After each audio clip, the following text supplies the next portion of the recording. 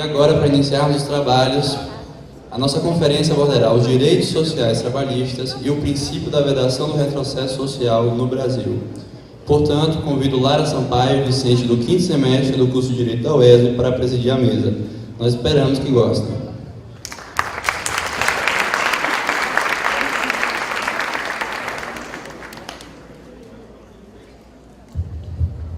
Boa noite a todos.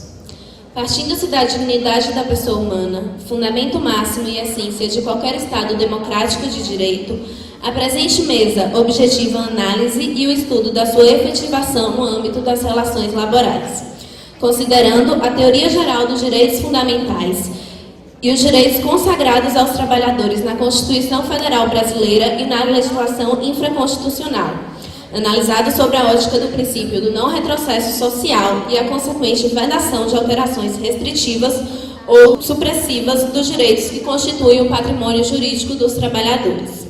Portanto, convido para compor a mesa a juíza do trabalho, mestre em Direito, Thaís Mendonça.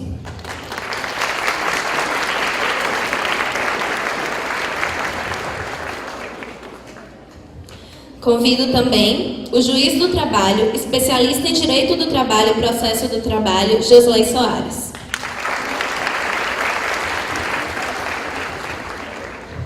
Para dar início, passo a palavra para a juíza Thaís Mendonça. Olá, boa noite a todos. Antes de tudo, queria agradecer ao pessoal da faculdade a presença aqui, o convite para estar aqui com vocês hoje, falando de um assunto que é o assunto da semana, é o assunto das últimas 3 semanas, direito no trabalho e, sobretudo, os avanços do direito no trabalho, ou talvez o retrocesso no direito no trabalho. Tudo aquilo que a gente está vendo na televisão e tudo aquilo que a gente tem visto aí em todos esses noticiários, né? E eu poderia realmente chegar aqui para vocês hoje e falar tudo o que vocês estão vendo na televisão, tudo que vocês estão ouvindo, como uma espécie de lugar comum sobre o direito do trabalho. Mas eu acho que nós estamos aqui, estamos na academia. A premissa que a gente vai ter que estabelecer aqui é estabelecer o que é o não retrocesso social. Uma premissa que vem lá do direito constitucional, uma premissa que a gente pode achar, um conceito que a gente pode achar nos melhores constitucionalistas. O que é não retroceder socialmente? E aí eu gostei muito do conceito de Eros Grau, quando ele diz assim, olha, não retroceder socialmente significa que a Constituição está dizendo que, uma vez garantido um direito, respaldado em um direito fundamental, esse direito não poderá retroceder. Aí a gente chega na nossa segunda premissa. Então o professor está dizendo para a gente que os direitos fundamentais da Constituição, e isso nós todos aprendemos no comecinho da Faculdade de Direito, eles são materializados, eles são concretizados através de normas infraconstitucionais. Essas normas infraconstitucionais vão materializar o princípio do não retrocesso.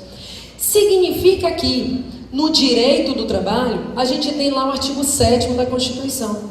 São direitos dos trabalhadores urbanos e rurais, aí vem lá, além de outros que visem a melhoria da sua condição. Isso significa que o direito do trabalho é um direito social e que a Constituição não deixou dúvida. É um direito social submetido ao não retrocesso social. Porque a norma infraconstitucional, quando ela vier, ela vai vir para trazer mais direitos, além de outros do que aqueles previstos aqui nessa Constituição.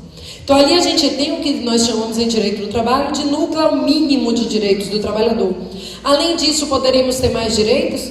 Números? Na lei, na norma coletiva, no contrato. Se eu quiser pagar ao meu empregado muito mais do que é o mínimo, muito mais do que está na norma coletiva, eu posso. Ampliar direitos de trabalhadores sempre é possível. O que é que eu não posso? Eu não posso retroceder. Aí é que vem a nossa questão. Mas, Thaís, retroceder de onde? Porque, veja, retroceder é aquela figura, eu dei um passo à frente. Eu não posso dar um passo atrás. Os constitucionalistas são claros. Um passo atrás não, mas um para o lado está valendo.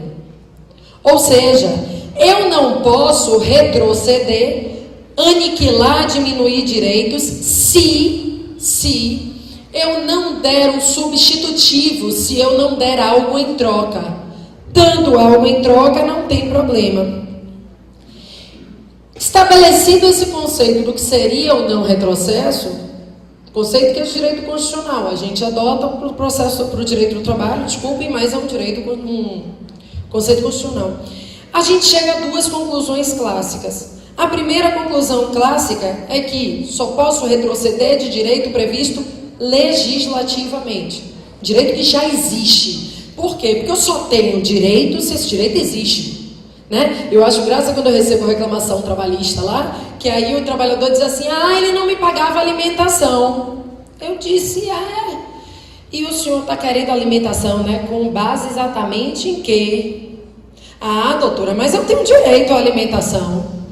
Eu também acho que todos nós temos direito de nos alimentar. Agora, o seu direito a que ele te dê essa alimentação está onde? Esse direito tem que estar em algum lugar. Esse é o direito do trabalhador que não pode retroceder. É o direito que está positivado. Um exemplo muito clássico, todo mundo pergunta, mas por quê? Por quê? Por quê? Adicional de insalubridade, 30% sobre o salário mínimo. E aí saiu a súmula vinculante número 4, dizendo que a indexação ao salário mínimo é inconstitucional.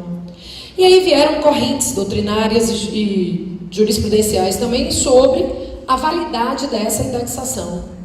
E na decisão do ministro Gilmar Mendes, ele fala assim, olha, eu não posso dizer que a base é outra. Não é mais o salário mínimo, porque eu estaria legislando. E eu também não posso retroceder socialmente num direito que já está garantido para o trabalhador. Então, o que é que ele disse? Eu adoto uma teoria alemã de que está nula a norma. A norma ela tem uma nulidade, porque ela não foi recepcionada, mas ela é aplicada. Então, por que hoje a gente paga adicional de insalubridade com 30% sobre o salário mínimo, indexando ao salário mínimo, portanto, e contra a súmula vinculante 4?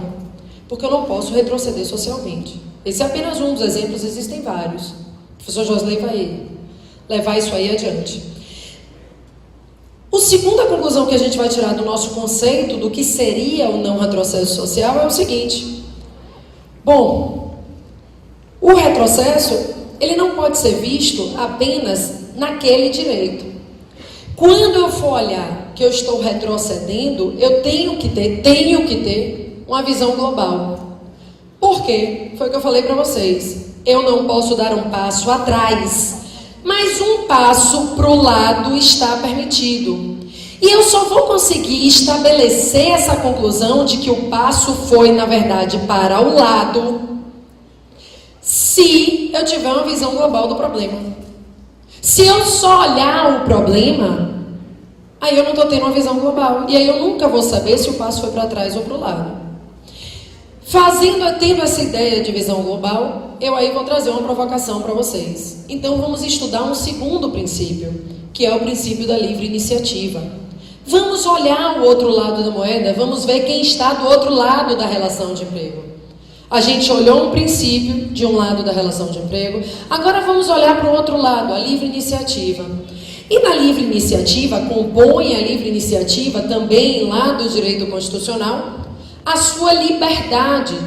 Dentre as suas liberdades, nós temos inúmeras liberdades, dentre as nossas liberdades, a liberdade de trabalhar. Trabalhar como eu quiser, mas ter o meu trabalho. E também a minha liberdade de contratar como eu quiser. E também a minha liberdade de ter o meu negócio. E de não ter o meu negócio. Que aí é o nosso grande problema. A liberdade de ter o nosso negócio, mas a liberdade de não ter. Então vamos colocar na balança agora que às vezes... Tem até uma frase dessa, um meme desse de internet que fala isso. Às vezes é preciso dar um passo atrás para poder dar um pulo para frente.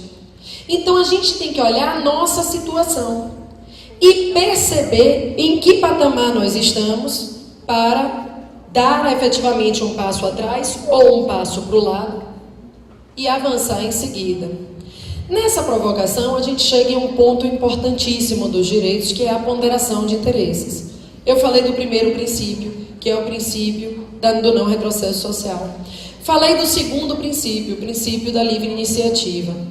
E aparentemente eles estariam sempre brigando, seriam sempre princípios brigando. Quando a gente estuda princípios, o que é que a gente estuda? Princípios nunca brigam. Princípios nunca colidem. Os doutrinadores dizem isso. Entre princípios eu não tenho colisão. Por quê? Porque os princípios, eles são sempre aplicados. Agora, já diria lá o Alex, né? Eles são sempre aplicados de forma otimizada. Ele até chama princípios de mandados de otimização. Sempre de forma otimizada. Por que otimizada? Eu estou dando o ótimo dele, a maior e a melhor medida. Vocês, quando estão estudando aí para prova, estão estudando para faculdade, ou alguns já devem estar estudando até para concurso, aí você pensa assim, poxa, mas eu dei o melhor de mim. Eu dei o melhor de mim. Tirei um 3, mas eu dei o melhor de mim. Você, dentro da sua realidade, usou a sua maior e melhor medida. O que eu quero dizer com isso? Se você é uma pessoa que tem o tempo todo livre, passou metade na praia e um pouquinho estudando, você não deu a sua maior e melhor medida. Agora, se você é uma pessoa que trabalha, faz outra coisa, tem filho, marido, uma casa e etc., e estudou ainda assim 2 horas, era a sua maior e melhor medida. Os princípios são iguais. Em qualquer relação, eles vão ser aplicados na sua maior e melhor medida. Eles sempre se somam para fazer 100%. Um deles vai poder ser aplicado a 30% e o outro a 70%. Quando eu faço isso, eu faço aquilo que todo mundo comenta em direito. Hoje é o assunto talvez da atualidade mais não, né? Acho que era da atualidade há uns 5 anos atrás. Mas ainda se fala muito que é a ponderação de interesses. O que é ponderar?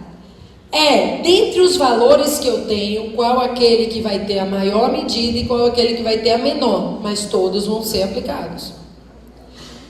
No nosso princípio do não retrocesso social, ele é uma cláusula absoluta? Ele vai ter que sempre imperar no direito do trabalho? Se você me disser que sim, você vai me dizer que a gente nunca vai ter crise. Que a gente nunca vai ter a situação que está na própria Constituição da norma coletiva poder reduzir salários. Para a gente admitir que ele nunca irá reduzir, a gente tem que chegar à conclusão, então, que os direitos dos trabalhadores só vão daqui para frente. Não. O não retrocesso, ele pode abrir espaço para outros princípios, até para o princípio da dignidade da pessoa humana. Porque não há nada mais digno do que você ter trabalho. Se está lá na Constituição, qualquer norma tem que ter a máxima efetividade. Então já começa por aí. Isso dá um pouco de resquício para a gente dizer que aqui nós adotamos não retrocesso social. Outra premissa que fortalece isso, o Estado democrático de direito. Outra premissa, pode ir para frente. Princípio da dignidade da pessoa humana, tema aqui desse nosso bate-papo. Então, se está lá dizendo que a dignidade da pessoa humana é fundamento da nossa república, então por que a gente vai retroceder? Vai tirar as coisas dos pobres, dos trabalhadores, que já alcançou, que demorou muito? Não, vamos sempre tender a melhorar essa condição. Outro fundamento, de onde entende-se, decorra e, portanto, a história da vedação. Segurança jurídica, cláusula pétrea no artigo 5º, inciso 36 da Constituição. E no plano infraconstitucional, pode tacar aí, DJ, temos também a antiga lei de introdução ao Código Civil, né, atualmente LINDB, que em seu artigo 6º fala da ideia do direito adquirido. Então, tudo isso somado, todas essas premissas somadas, fazem crer que nós adotamos, sim, no Brasil, não retrocesso social. Mas sempre tenha em mente, não é algo que está expressamente assegurado na Constituição. Aí vamos para frente, pode tacar aí. O Supremo Tribunal Federal, ainda que saiba que isso não tem expresso assento constitucional, já adotou isso em diversas decisões, em diversas ADIs. Seja en passant, ou seja, apenas comentando, mas ao mesmo tempo reafirmando que o princípio existe, seja aplicando ele diretamente. Então, na DI 1946, 3128, 3105, 3104, aquelas que tratavam de contribuição dos aposentados, se eles tinham que contribuir mesmo aposentados ou não. Então, todas essas ADIs, o Supremo já disse, não, tem sim esse princípio aqui no Brasil, ainda que implicitamente, mas é um negócio que a gente tem que adotar e aplicar sim. Aí eu separei o conceito lá do ministro do Supremo, só para a gente ter uma ideia, pode tacar aí, e na sequência a gente vai ver do Canotilho. Pode pôr. Olha aí o que o ministro Celso de Mello disse nessa história de vedação. Cláusula que proíbe o retrocesso social em matéria social traduz, no processo de sua concretização, verdadeira dimensão negativa pertinente aos direitos sociais de natureza prestacional, impedindo, em consequência, que os níveis de concretização dessas prerrogativas, uma vez atingidos, venham ser reduzidos ou suprimidos, salvo na hipótese de implementação de políticas compensatórias. Então, tirar de uma vez ou diminuir sem dar nada, não pode. É a história do passo para o lado que ela estava explicando para vocês no início. Então, assim, eu não posso suprimir uma garantia social que já está conquistada pelo trabalhador. Eis a ideia, portanto, desse ministro lá do Supremo. Pode ir para frente. Aí Canotilho, que foi um dos grandes precursores disso lá em Portugal, dizia o seguinte, olha, realmente não pode, é insustentável essa reversibilidade. Se ele já alcançou um patamar, então em tese ele não poderia voltar para trás. Então estudou-se muito isso, e Canotilho escreveu muito sobre isso. Certa feita ele foi chamado a falar do princípio em um momento de crise lá em Portugal. Ele disse, olha, não é bem assim, a gente pode sim tirar um pouquinho, porque a crise não sustenta, não sei o quê, então vamos reduzir os salários dos servidores públicos, não vai ser um retrocesso não. Aí doutrina, quando quer ir para o outro lado, também consegue, né? Acho que você está estudando, você sabe bem como é que funciona. Não, vamos tirar um terço de férias. Para que ganhar um terço de férias aqui em Portugal? Já está bom as férias, não está não? Isso não é vedação a retrocesso social. Ou seja, ele mesmo, em um outro momento, foi meio que desconstruindo um pensamento que ele ajudou a construir. Mas tudo isso é só para implementar aí a sua conclusão. Vamos para frente então. Olha, pode tacar aí, DJ. Tá, até aqui a gente viu então ideias sobre os direitos sociais e ideias sobre o não retrocesso social. Então, coisas importantes, né? Porque esse osso dá para fazer uma sopa. Esse tema dá para a gente ficar aqui 50 seminários falando sobre ele. Mas dado aqui o nosso tempo, quis dar ideias básicas sobre as duas coisas. E agora eu te trouxe aqui na terceira parte do nosso estudo, como é que isso é aplicado no contexto prático. Então eu trouxe algumas vitórias e algumas derrotas, digamos assim. Eu chamei de golpes, para ficar mais engraçado. A esse princípio todo, né? A essa mácula aos direitos sociais. Então vamos lá. Pode tacar. Primeiro as vitórias. Então eu separei, e tem um monte de outras coisas, mas eu separei aquilo que cai na sua prova, aquilo que você vê aí mais no dia a dia. Todo mundo está fazendo faculdade ainda? Ou misturado? Já tem advogado? Estão dormindo os advogados? Brincadeira. Está misturado, né? Não querem conversar. Fale aí sua palestra para a gente encerrar. 6 casos, então, para a gente bater um papo sobre a reafirmação dessa história de não retroceder, que a jurisprudência do TST, o contexto trabalhista foi lá e disse, não, vamos segurar a onda, mas sempre com pauta nesse princípio que a gente acabou de ver, não retrocesso social. Conquistou? Não vamos tirar, vamos deixar aí por enquanto. Primeira coisa, poder normativo da Justiça do Trabalho. Quando a emenda 45 veio ao mundo em 2004, ela teve essa preocupação. Ela disse o seguinte, olha, o Tribunal do Trabalho, ele pode criar normas com base no seu poder normativo. O que é isso? Tem uma briga de categorias, 2 sindicatos com briga de foice, um quer um reajuste, o outro não quer dar, o outro não quer dar, eles entram com dissídio coletivo. Aí o tribunal é que tem que resolver. Quando o tribunal vai resolver esse dissídio coletivo, a emenda 45 disse, mantenha as condições anteriores. Não vamos então, você tribunal, suprimir todas as garantias que já foram dadas para essa categoria anteriormente. Então, por exemplo, se antes tinha um piso de R$800, com base em uma outra convenção coletiva, agora a decisão do tribunal não pode descer para 700, para 600, para 500. porque ela tem, portanto, que manter as condições anteriores, né? E isso foi uma fala da própria Constituição Federal. Quer dizer, bate com o que a gente está falando agora. Bate, casa com o que a gente acabou de falar. Não vamos voltar então, vamos manter as condições anteriores. Para evitar o quê? Ninguém falou expressamente, mas está na cara que é isso que eles quiseram dizer, para evitar retrocesso social. Número 2, súmula 372 da jurisprudência do TST. Pela súmula 372 do TST, há um direito, digamos assim, só para você entender em linhas gerais, de incorporação de uma gratificação. Então, se eu puxei o saco da pessoa correta na empresa e fui promovido a ser chefe naquela empresa, cargo de confiança, e ganhei uma gratificação por 10 anos, depois a empresa não pode tirar essa gratificação de uma hora para outra. Então, essa súmula também, ainda que ela não reconheça, que ela não se entregue expressamente, é criada com base nessa história de não retrocesso.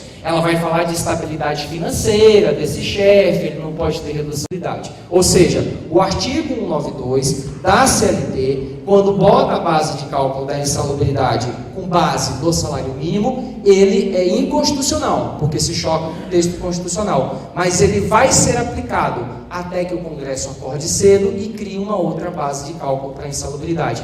Por que tudo isso? Porque se eu tirar isso dos trabalhadores, haverá um retrocesso social. Então foi mais uma vitória do princípio. Compreenderam? Ou seja, eu não posso deixar o povo trabalhando na insalubridade sem base de cálculo alguma. Então vamos aplicar isso e vem passando. E a questão está adormecida lá no Supremo por enquanto, né? Tem um bocado de adinho questionando essa história.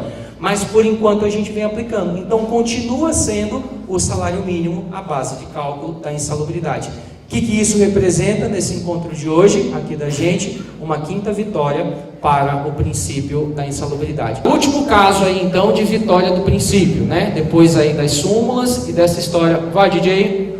Sexto caso, então, súmula 277. Esse é mais recente. Esse fala o seguinte: eu não posso tirar do trabalhador, diz a nova súmula 277, direitos que estão previstos na norma coletiva, só porque a norma coletiva não existe mais. Porque antes era o seguinte: tem uma convenção coletiva feita entre sindicatos, ou um acordo coletivo, mandando pagar uma cesta básica, eu, empresa, vou ter que pagar.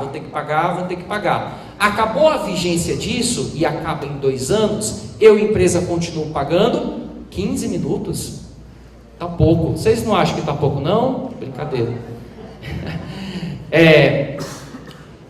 Tem uma norma coletiva dizendo que tem uma cesta básica que tem que ser paga. Eu, empresa, vou pagando. Acabou a vigência da norma coletiva, 2 anos, as empresas paravam de pagar. Então, olha, mês que vem você não tem mais cesta básica, porque ela é gerada na norma coletiva, a norma coletiva vai acabar. Então, tudo que a norma coletiva assegurava caía em sua vigência. Depois de muita briga, o TST reformulou a súmula 277 para dizer o seguinte: isso é uma espécie de retrocesso também. Vamos continuar mandando as empresas pagarem as benesses da norma coletiva, mesmo que a vigência acabe, mas até que se crie uma nova norma coletiva. Então hoje a empresa continua tendo que pagar para não gerar um retrocesso, mesmo que a norma coletiva tenha vencido a sua vigência. Beleza? Então assim, 6 casos, né, e tem um bocado de outros casos, em que se fala na salvaguarda, digamos assim, do princípio do não retrocesso. Ainda que não tenha ficado expresso em nenhum desses 6 casos, é ele que está implicitamente por trás desses 6 casos. Então, aqui está esse contexto prático para vocês.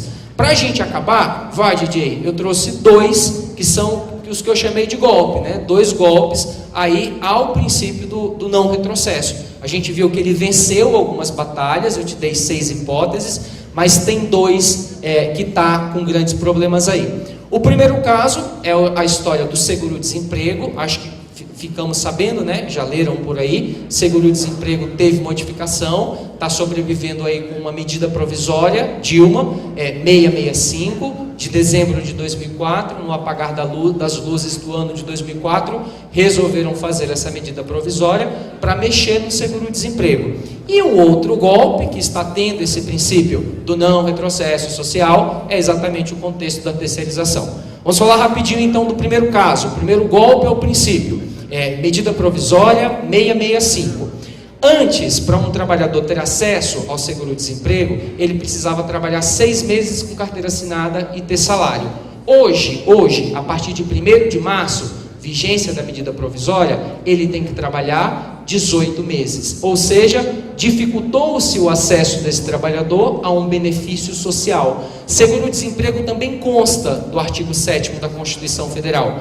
Não é pago pela empresa, isso é uma responsabilidade do governo, mas é um direito social, né? E hoje a gente está num contexto de retrocesso, porque o acesso do trabalhador a este benefício foi dificultado por conta de dinheiro do governo, por conta de contas públicas que estavam estouradas, né?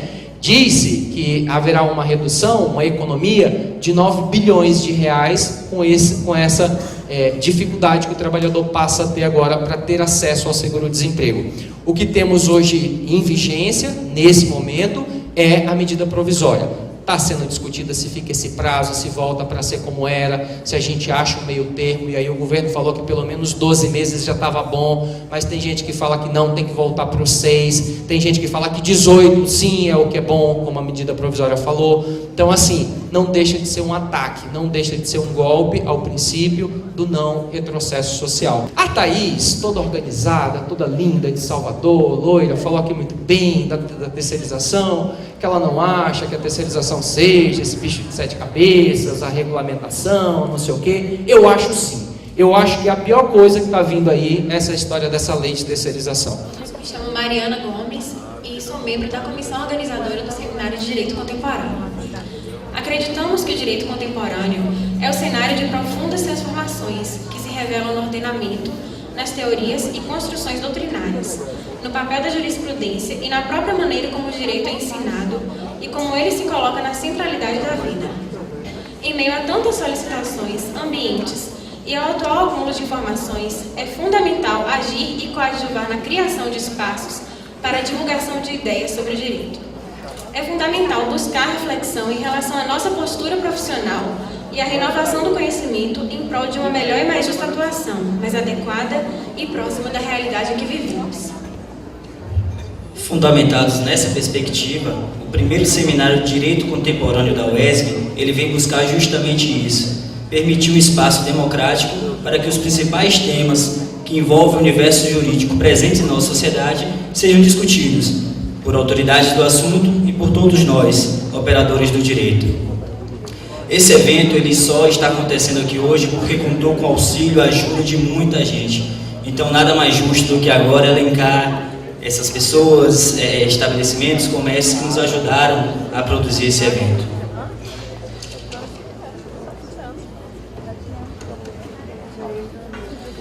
Queremos agradecer a todos os patrocinadores e apoiadores que têm fundamental importância na construção e na efetivação de todo o nosso planejamento do primeiro seminário de Direito Contemporâneo.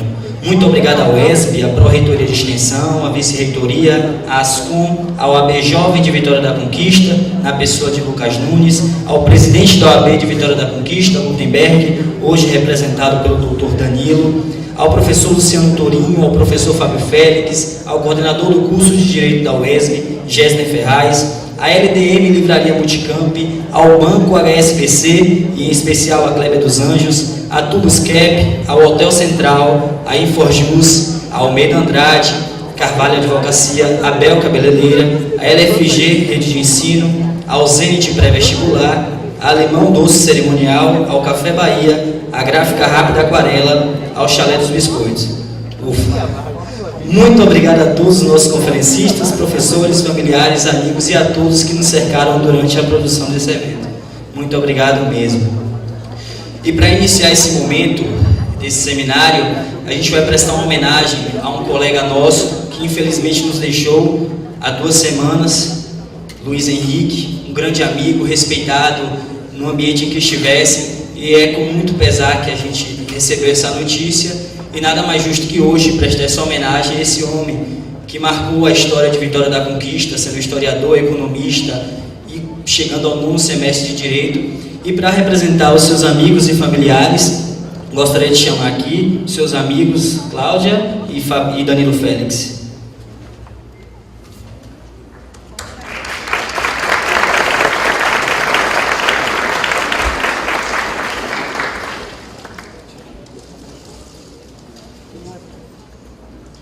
Boa noite a todos. Primeiramente, corrigindo, Luiz Carlos Fernandes. Ele com certeza estaria presente aqui hoje, estaria muito feliz.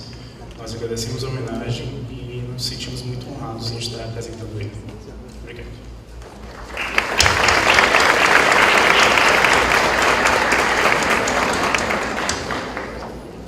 Para iniciarmos os nossos trabalhos, iniciaremos com a conferência de abertura, que tratará sobre a reforma do Código de Processo Civil. Para isso, convido Gustavo Barbosa, docente do 4º semestre do curso de Direito da UESP, para presidir a mesa.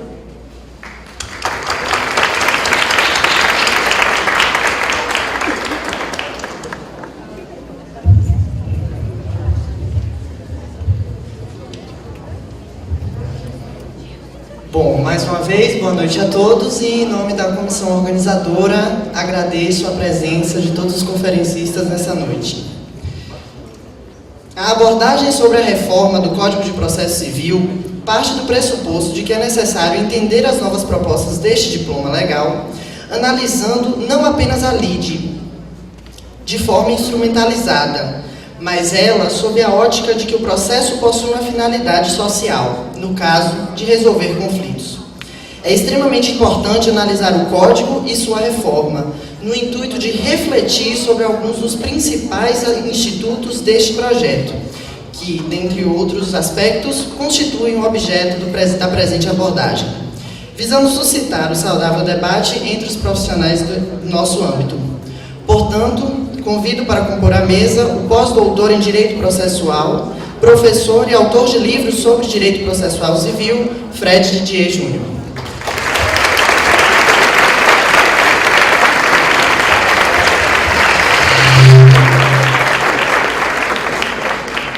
Também, para compor nossa mesa, convoco aqui a Defensora Pública do Estado da Bahia, especialista em novos direitos e direitos emergentes e professora na área de Direito Processual Civil, Marta Cristina Almeida.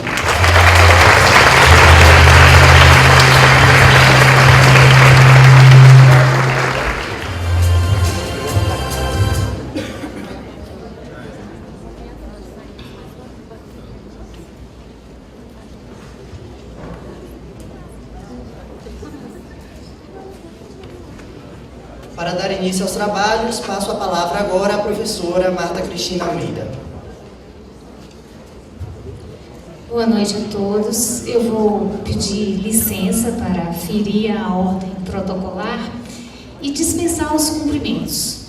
O professor Fred, de fato, dispensa qualquer apresentação, né? Ele é um ser vivo, um processualista baiano que nos orgulha, um estudioso do direito exemplar e, portanto, para que possamos aproveitar mais e melhor da sua presença aqui nesse evento, eu falarei muito brevemente numa nota introdutória e logo em seguida o professor então fará os comentários devidos. Mas antes de mais nada, eu queria que as pessoas se identificassem. Quem aqui é estudante de direito? Levanta a mão, por favor.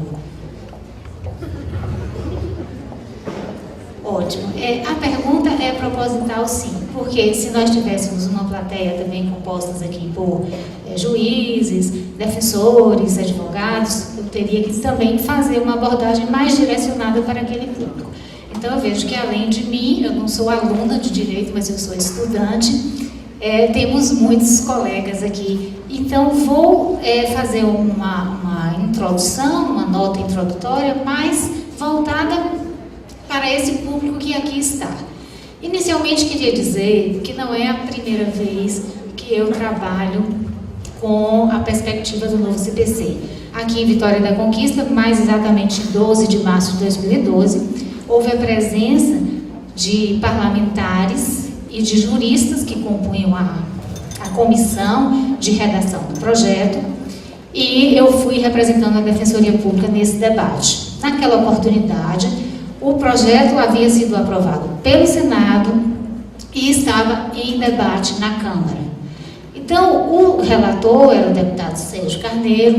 Ele chegou muito entusiasmado e ainda me disse que agora sim o projeto, né, ia passar por um processo de democratização, porque o Senado é uma casa parlamentar fechada e que aquele projeto aprovado pelo Senado tinha sido concebido mais especificamente por juízes e que o debate de fato ia acontecer ali e agora no Congresso com a participação popular, e havia realmente um site chamado E-Democracia, através do qual você poderia apresentar emendas, enfim, era o momento de 2012 e nós estávamos falando de um projeto. Hoje, todos sabemos, né, o projeto foi aprovado, foi sancionado com alguns poucos vetos, mas a expectativa é de que nós estamos mesmo diante de um CPC novo e definitivo e durável. Eu sou suspeita porque eu sou uma entusiasta de um novo CPC. Alguns aqui me conhecem, sabem que eu trabalho uma disciplina de processo civil no curso de Direito da UESB e, corriqueiramente, eu comento com os alunos que este atual código está difícil de ser manuseado. Ele está todo entrecortado, recortado, com várias inserções topográficas que dificultam de fato o manuseio.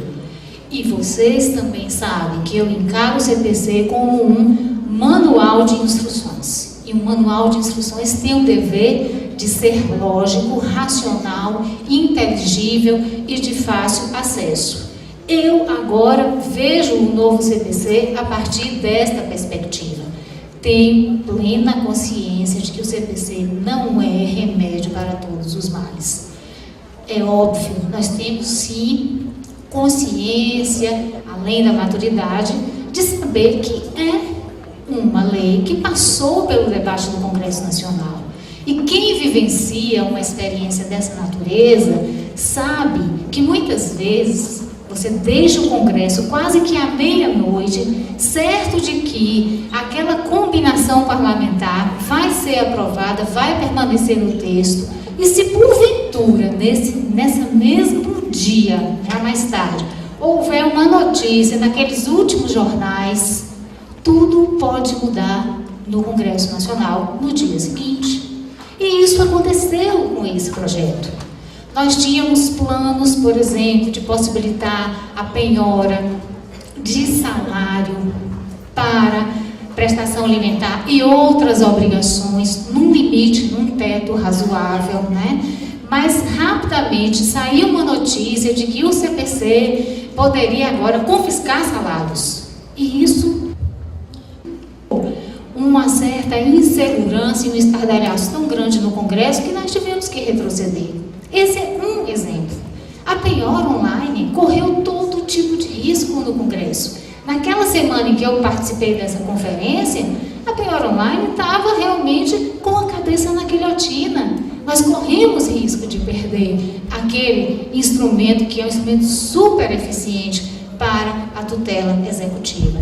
Então, é ela estudar melhor e enfrentar sem preconceito. É possível compreender e será possível diferenciar e aplicar. Depende da nossa dedicação, depende do nosso grau de zelo com os assuntos. Também temos como novidade a prevalência dos precedentes judiciais.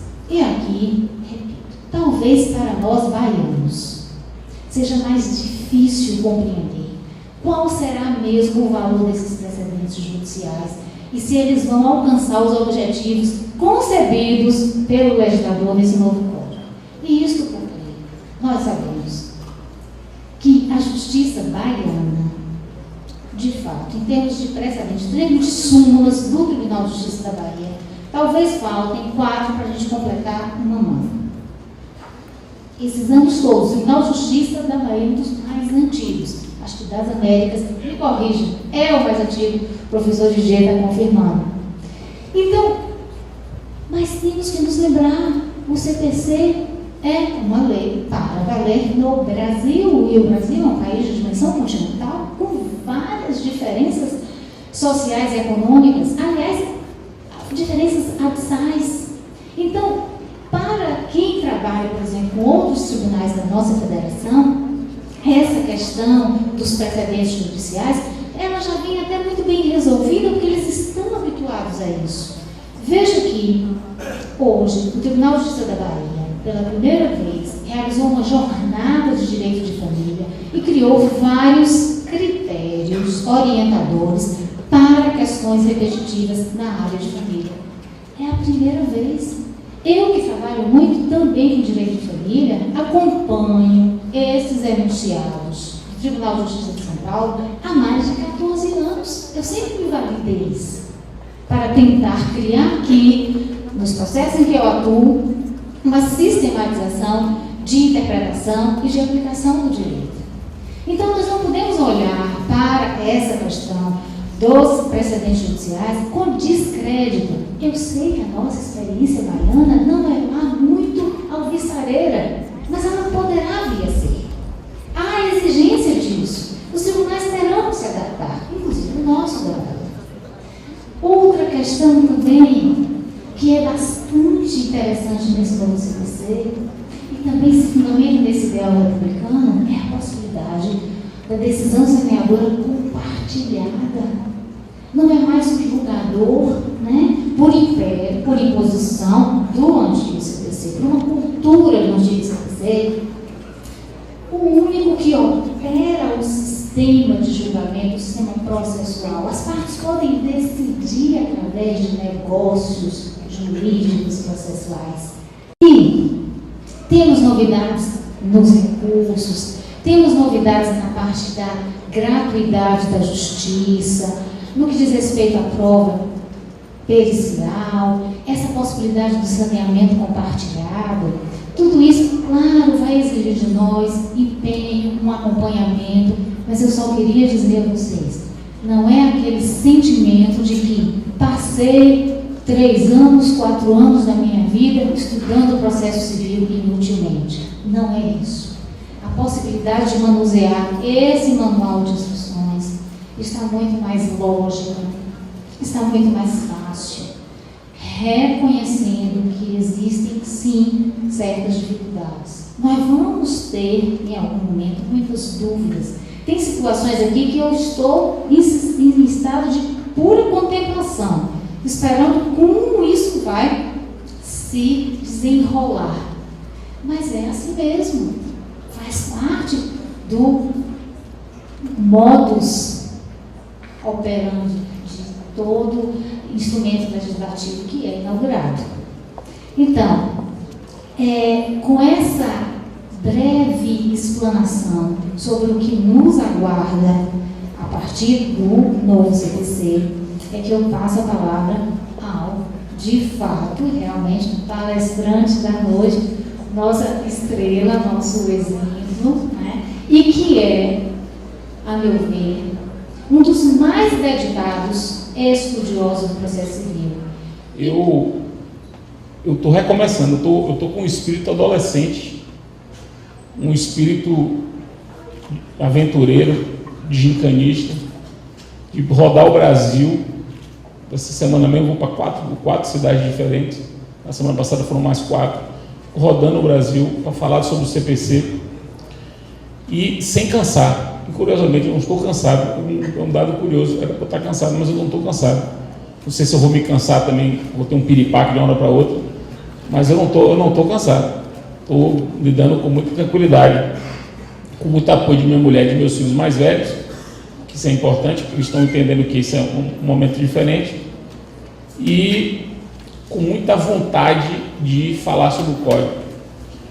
Esse código é para mim o meu 4º filho. É bom que isso fique bem claro. Esse código é para mim o meu 4º filho. Eu fiquei 3 anos na Câmara dos Deputados, sendo o coordenador dos processualistas responsáveis pelo assessoramento da Câmara dos Deputados na elaboração do código. E me envolvi diretamente com o código, né? Diretamente, emocionalmente, pessoalmente, fiquei doente no período, tive um filho no período. Foi um período muito rico, muito rico.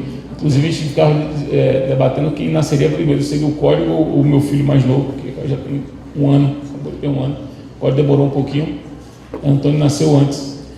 Só que esse código que nasceu agora, eu trato ele como se fosse meu filho. O que você quer de um filho? Você quer que o filho se desenvolva, seja feliz, não tenha problema, todo mundo goste dele, todo mundo trate bem ele. É isso que eu quero.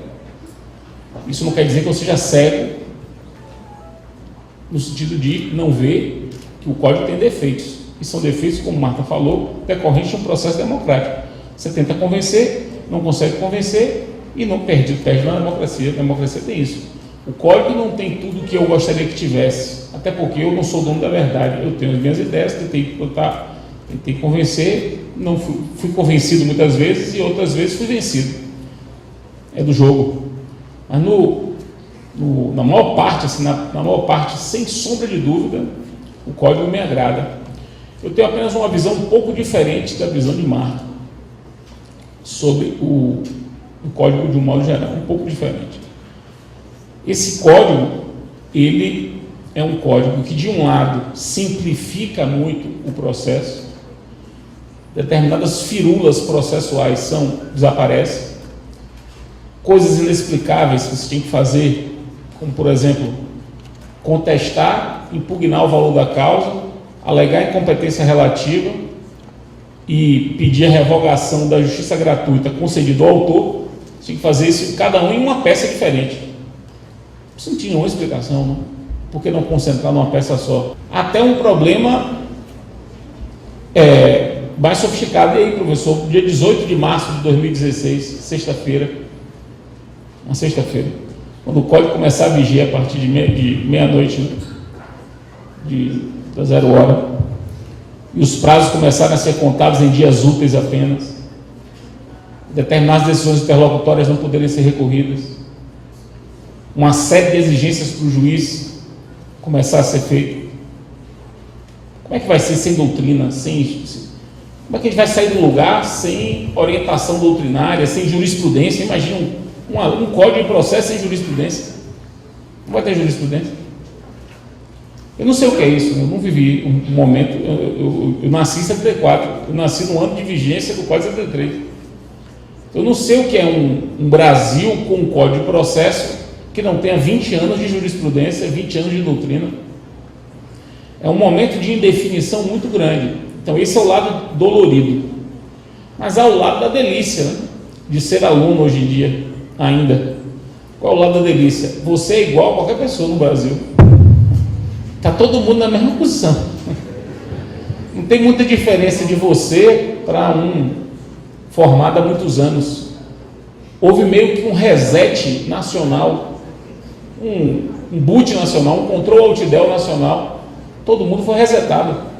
Eu lhes pergunto, será que o Centro Acadêmico Rui Medeiros poderia pedir a intervenção para ser assistente desse rapaz? Sob o fundamento de que o centro acadêmico tem interesse na formação desse precedente para todos os outros deficientes visuais que porventura venham a surgir e venham a ser alunos da Universidade do Sudoeste da Bahia. Uma pergunta que eu lhes faço: o Código 73 não cuida do assunto, não cuida. Pelo Código 73 isso não seria possível, não seria possível. Um sistema que é reconstruído para ser um sistema de precedentes obrigatórios, com motivação reforçada, será que não é o caso de nós relermos, recompreendermos a assistência? A velha assistência, instituto secular, não terá de ser repensada? Eu estou falando de mudança num instituto que não faz mal a ninguém, que é a assistência. Se você pegar o texto do código, quer dizer, pô, o Fred mudou quase nada em assistência. Uma mudança topográfica, pô, mudou pouco. Aparentemente mudou pouco. Por quê? Porque ela agora é aquele mesmo artigo em um outro sistema. Se é o mesmo artigo em um outro sistema, não é o mesmo artigo. Por quê? Porque uma coisa é texto, outra coisa é norma. O texto pode ser o mesmo, mas a norma é outra. Por que a norma é outra? Porque o contexto é outro. Vocês sabem que textos iguais podem gerar normas opostas. Concordam comigo? Proibida a utilização de biquíni. Significa o quê?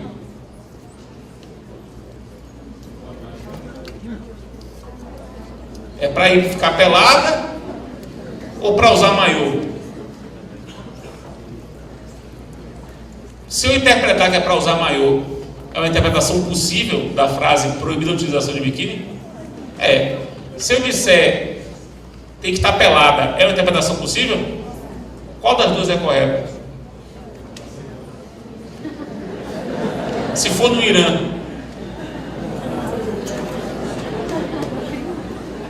for no Iêmen do Sul, repare que o sentido do texto muda conforme o contexto. E pode ser sentido oposto a partir do mesmo texto. O texto pode ser igual com sentidos opostos a depender do contexto. Se o contexto muda, o sentido muda. O sentido muda, meus caros. E se essa placa estiver na mesma praia, Porto Seguro, está na mesma praia de Porto Seguro, só que está em 1950. Essa placa de 1950 era para usar maiô. Essa placa hoje é para ficar nua. Mas a mesma placa que ficou lá até hoje estava lá, ficou lá 60 anos. E o sentido da leitura que se deu a ela muda com o tempo, sendo o mesmo texto. É o que acontece e o que vai acontecer com diversos dos textos do Código. Diversos. Meus caros, eu sou professor há 17 anos. Há 16 anos e meio, eu dizia a mesma coisa. Não existe litisconsórcio necessário ativo. Não existe. Que pegar meu livro... não existe. Falava 10 páginas no curso sobre isso. Aí agora eu tenho que reescrever, eu tive que reescrever o livro. Percebi que pelo sistema novo isso é possível. Eu tive que cortar a minha carne. Você não sabe a dor que eu tive de ter que mudar uma pedra, que era essa parte do meu livro, que eu tinha tanto prazer por ela, tanto gosto, eu chutava a cabeça de todo mundo. Eu tive que... Porque o novo sistema permite a criação de um litisconsórcio necessário. Então, mas aí veja que coisa interessante. Se você ler o texto do código, não muda. Mas o contexto mudou. E aí dentro do contexto, o sistema é outro. Meus caros, não brinquem com coisa séria. O CPC é a lei infraconstitucional mais relevante do país. Pô, a Fred está fazendo propaganda. Faça as contas. Me diga uma lei que repercuta em mais relação jurídica do que o CPC.